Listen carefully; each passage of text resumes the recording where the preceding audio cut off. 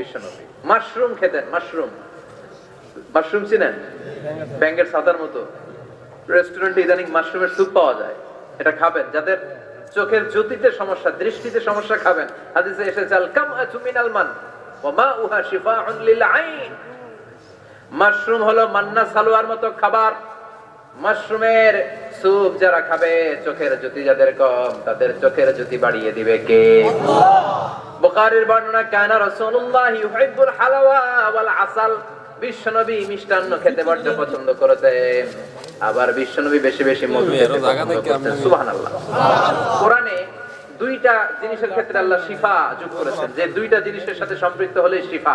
এক হচ্ছে কোরআন পড়লে শিফা, অনুনাজ্জিলু মিনাল কোরআনি মা হুয়া। আবার কোরআনে এই আয়াতের ক্ষেত্রে বলা হয়েছে শিফা ফিহি শিফাউন লিন-নাস।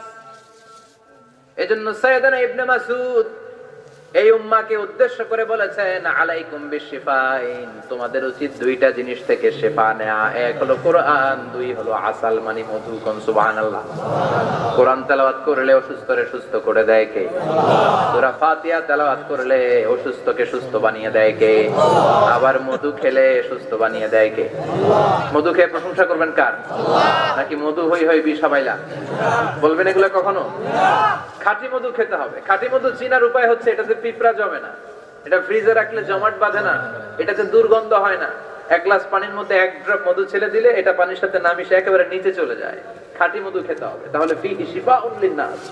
কত কিছু দিয়ে যে আল্লাহ এটাকে সমৃদ্ধ করেছেন। এটার মধ্যে গ্লুকোজ আছে, এটার মধ্যে সুক্রোজ আছে, ফ্রুকটোজ আছে, প্রোটিন আছে, মিনারেলস আছে, ক্যালসিয়াম আছে, ভিটামিন আছে। খাইলেই শরীর গরম হয়ে যায়। সুবহানাল্লাহ।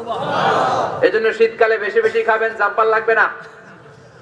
শীতকালে মধু খেয়ে রাত্রে বেলায় বের হবেন, আর মাফলার পেঁচিয়ে বের হওয়া লাগবে না। সুবহানাল্লাহ পড়েন।